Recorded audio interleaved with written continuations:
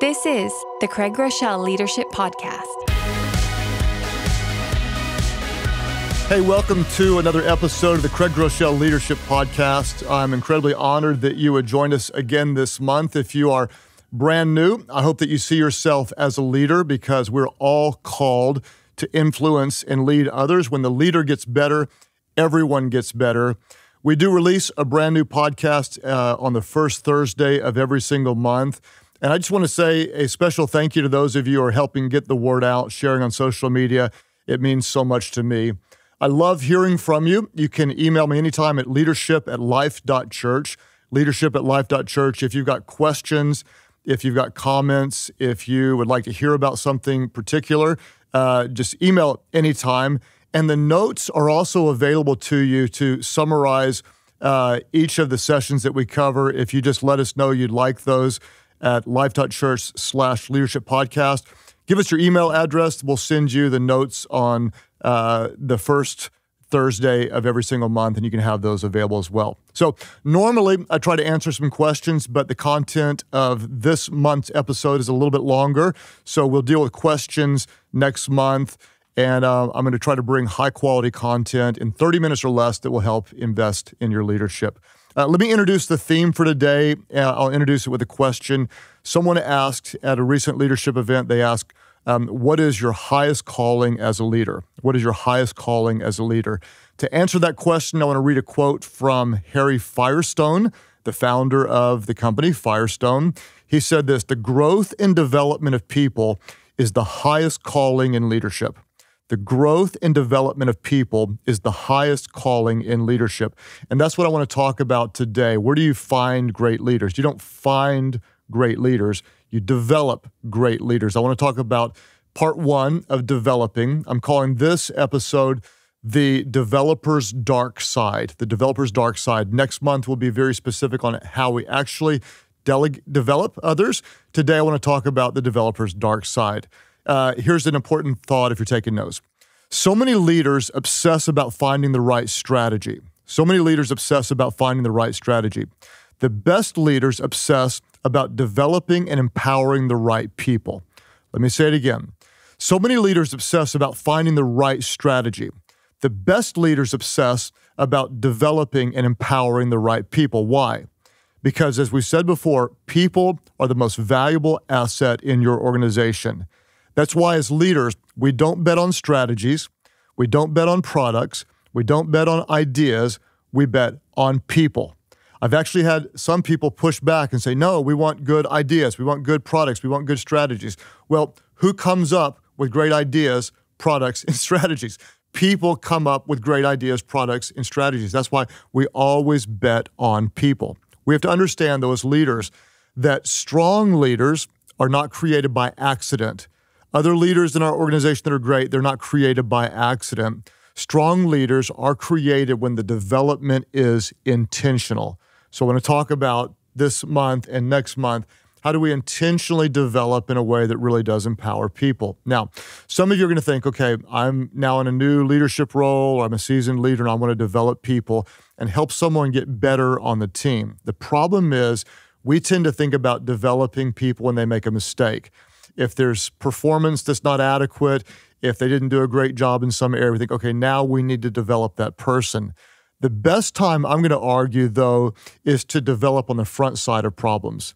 Rather than just developing whenever someone makes a mistake, it's even better to develop before they make a mistake, not on the backside of mistakes.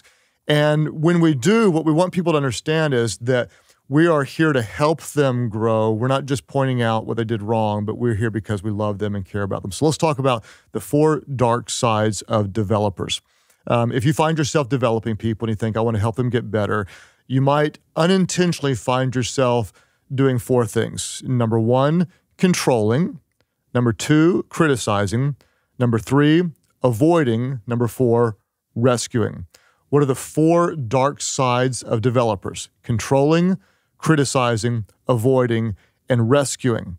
Now, you may be thinking, I've worked for a person like this before. Maybe you're thinking, well, she thought she was developing me, but really she was controlling me the whole time.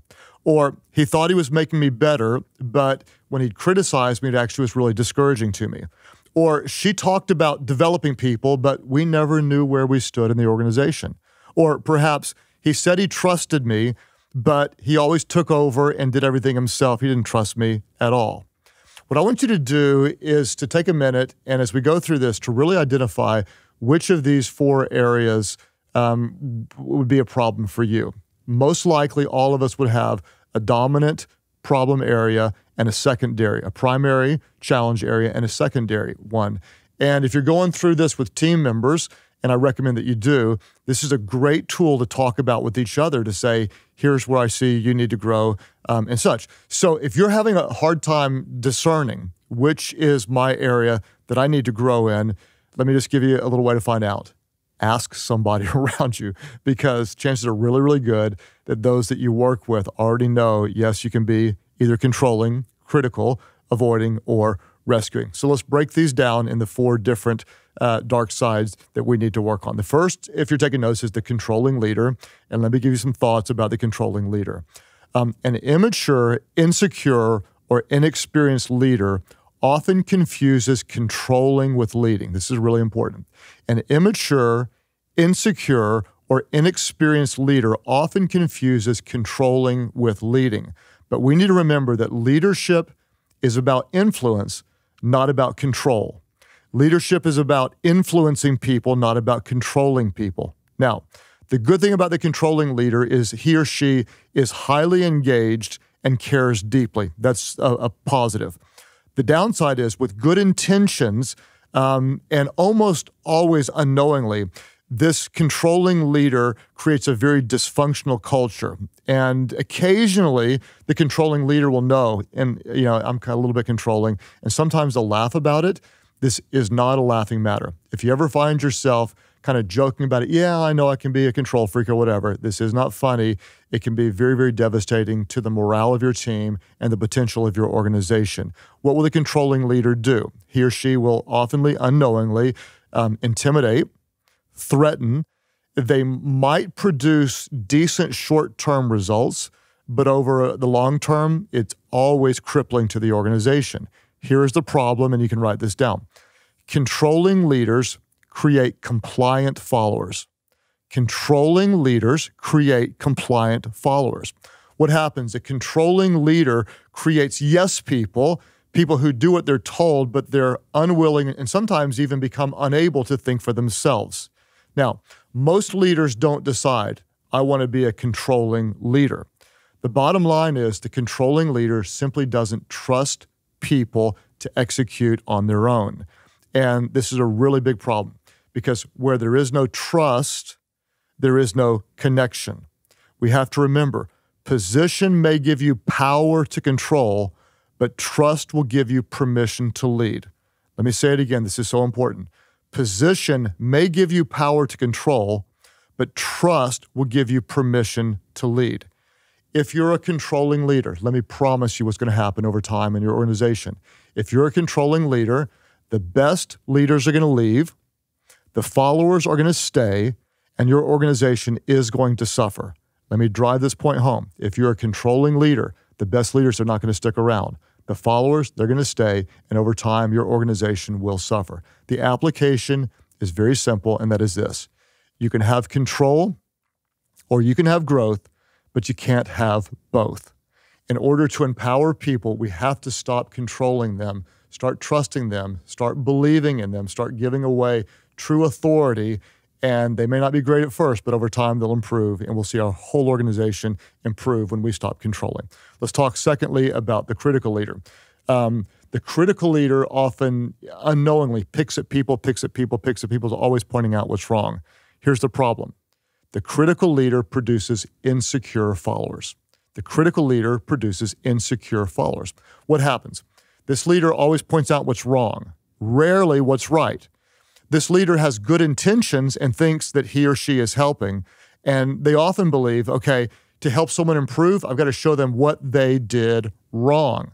The truth is, to help someone improve, what we want to do is we want to show them what they did right, and then we want to show them what they can do better. Now, you may think, okay, Craig, you just said the same thing. I didn't say the same thing. The first thing we want to do is we want to affirm them because they are doing something hopefully right. Then, instead of saying, here's what you did wrong, what we want to do is say, here's what you can do better. Not what you did wrong, but what you can do better. This seems like a really small tweak, but it's really not. What it does is it helps that leader know that we are for them. We're not here to point out what they did wrong. We're here to invest in them, and we believe that they can get a lot better. If we're always critical, what it does is it creates a climate of fear where people are always second-guessing themselves. I don't want to be criticized. I don't want to do the wrong thing. And so they don't feel like they have the freedom to be creative, to experiment, or to get out of the safety zone. I'll give you an example. In my organization, we create a lot of different products and resources. And one of the things we do is we create videos that create interest in what's coming. Well, I've always been involved in this process. And one of the leaders said, Craig, let's take you out of the process and see what happens. My controlling or critical nature wanted to be involved so I can control every step of the way and pick it apart as it's going. And he said, no, what you're doing, your presence alone is creating fear, and the team is unwilling to experiment because they don't want to let you down. They really want to please you. So by simply taking me out of the process, what it did is it eliminated this we want to please Craig mindset, and instead it gave the team permission to experiment, to get out of the boundaries that normally would be considered safe, and to get very, very creative. What they brought back was a product that was far, far, far better, I believe, than if I had been involved. What did I do? By simply removing my presence, it communicated trust. There was a team that knew they had the freedom to experiment, and the end product was way better. And what did I contribute to that? Simply staying out of the way and believing in some people and letting them do this, okay? Anytime a team member's afraid to fail, they're going to be afraid to experiment. If they're afraid to experiment, it's going to be very difficult to grow and to succeed. So the application is simple. If you're a critical leader, the critical leader does this. The critical leader gives blame. The strong leader takes responsibility. The critical leader gives blame. The strong leader takes responsibility. I've taught on this before, but I think it's worth saying again. We don't ever blame our people for what they don't do. We never ever say our people don't, whatever. What we do as a leader is we say, we have not led our people to. We are not blaming, we're taking responsibility, and everyone gets better. Let's talk about the avoiding leader, number 3. The problem with the avoiding leader is this. The avoiding leader creates disengaged followers. The avoiding leader creates disengaged followers. So let's be honest. In our organizations, there's always going to be issues. The avoiding leader, though, doesn't want to get involved. And she may be too busy. He may be distracted. Generally, the avoiding leader is afraid of confrontation. So what happens? The avoiding leader doesn't coach, doesn't mentor, doesn't get involved. So the team member doesn't know if he or she's doing a good job. What ends up happening? Well, a lack of communication is actually translated as a lack of caring. If you're not telling me what I'm doing right or wrong, then I assume that you're not caring. And so as the team member, if I think my leader doesn't care, then it's really difficult for me to care. That's why the avoiding leader creates disengaged followers. Anytime you see an avoiding leader, almost everyone around is aware that there's a problem not being addressed. So over time, if the avoiding leader doesn't address the problem, eventually the problem is no longer the problem. The avoiding leader then becomes the problem. Here's the application. The avoiding leader, the problem is the avoiding leader creates disengaged followers. The application is you cannot correct what you're unwilling to confront. Let me just encourage you, stay engaged. You will never be successful by avoiding problems. See them early and solve them quickly. Confront them. Don't be afraid to confront problems. This is what great leaders do. Let's talk about the rescuing leader. The rescuing leader. Some of you, this is you. You are the rescuing leader. Why are you a rescuing leader? Because you have an unconscious need to feel valued, and there's no better way to feel valued than to be a savior. Here's the problem. The rescuing leader creates helpless followers. The rescuing leader creates helpless followers. What happens? Well, the rescuing leader has good intentions. And this is not like the avoiding leader or the disengaged leader. The rescuing leader cares and no one questions engagement. The problem is over-engagement. Some of you've seen this in family dynamics. It's the person who's addicted and the family continues to overcompensate for that person's behaviors. It's the person that is always broke and someone continues to give them money and it ends up not helping the situation. In the end, it ends up hurting them. As a leader, what we tend to do is we look at someone in the organization and say, he or she isn't doing this right. So instead of helping the team member learn and grow, the rescuing leader does the work, jumps in and gets in the way of the growth process and does the work. To the rescuer, what does it feel? This feels good. It feels loving. It feels helpful. But any neutral observer is going to know you are not helping that person succeed. You're actually making things get worse. Here's the challenge.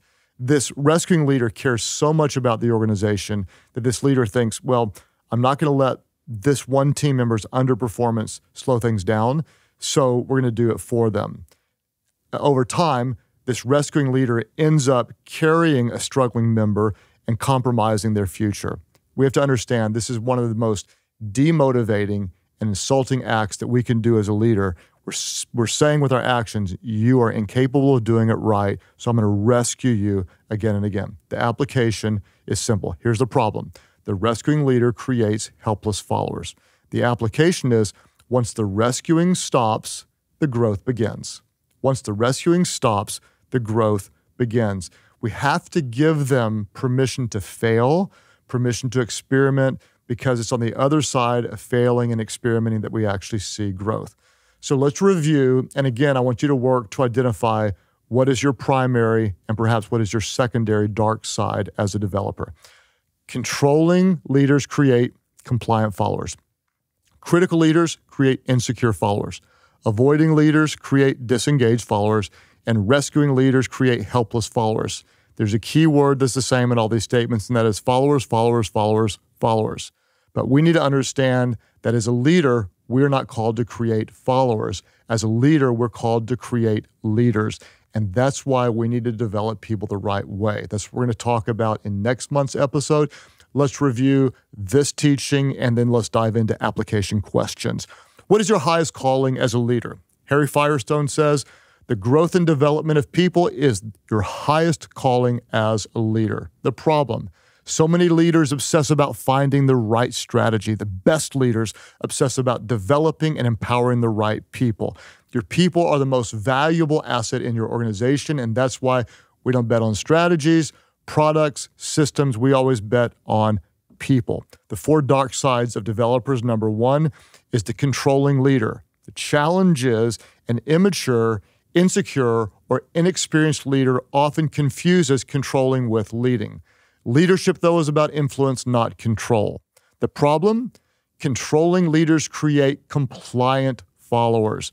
We create yes people who don't know how to think for themselves. If you lead like this, your leaders will leave, your followers will stay, and your organization will suffer. The application is you can have control or you can have growth, but you cannot have both. There's the critical leader. The problem is the critical leader creates insecure followers. Team members are afraid to fail. They're afraid to experiment. They're afraid to innovate. Without freedom to fail, it's difficult to succeed. The application. A secure leader, an insecure leader, or a critical leader gives blame. The strong leader takes responsibility. Number 3, there's the avoiding leader. The problem is the avoiding leader creates disengaged followers. They don't coach, they don't mentor, they don't communicate. The lack of communication is translated as a lack of caring. If my leader doesn't care, it's difficult for me to care. The application. You cannot correct what you're unwilling to confront. Number 4, let's talk about the rescuing leader. The problem is the rescuing leader creates helpless followers. It's one of the most insulting and demotivating acts you can do is to always rescue someone. The application is simple. Once the rescuing stops, the growth begins. We're not developing followers. We are developing leaders. 2 application questions. Number 1 is this.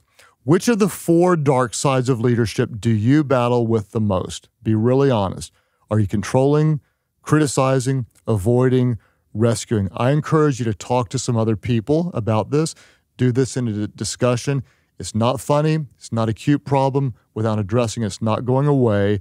Identify your primary, perhaps even your secondary problem so you can grow as a leader. Number 2, looking at the application of the potential dark side. What do you need to change in your leadership to better develop the people around you? Let's be really specific. What do you need to change to better develop the people around you? And this is where the rubber meets the road. We're not just going to acknowledge the problem, but we're going to create a plan that will help us grow through our problems so we can better develop the great leaders around us, because without them maximizing their potential, our organizations are always limited. I want to just tell you, thank you so much. I'm honored that you invest half an hour or so with me every single month. Thank you for sharing on social media. If you have questions, comments, ideas, I'd love to hear from you. Email me anytime at leadership@life.church. As always, be a leader. Be yourself. Be yourself. Don't copy someone else. Why? Because people would rather follow a leader who's always real than one who's always right. Thanks again for tuning in for another episode of the Craig Groeschel Leadership Podcast. For those of you listening or maybe watching on YouTube and you want to access the show notes that Craig mentioned earlier, you can find all of that at life.church/leadership podcast. Plus, there'll be additional resources, questions, and access to past episodes all right there. Plus, you can have all of that information sent to your inbox each and every month simply by giving us your email. Now, for those of you living in central Pennsylvania or the Seattle, Washington area, we have great news. In October and November later this year, Craig will be joining Pastor Brian Houston of Hillsong Church based out of Australia for a special Catalyst One Day. To find out more information for those events or to register, all you have to do is go to catalystleader.com. And for those of you that are enjoying this podcast, we'd love for you to help us get the word out. All you have to do is rate, review, and subscribe to the podcast on iTunes. It's one small thing you can do to help get the word out and help more leaders grow in their leadership around the world. Again, thanks for joining us here at the Craig Groeschel Leadership Podcast. We'll see you next time.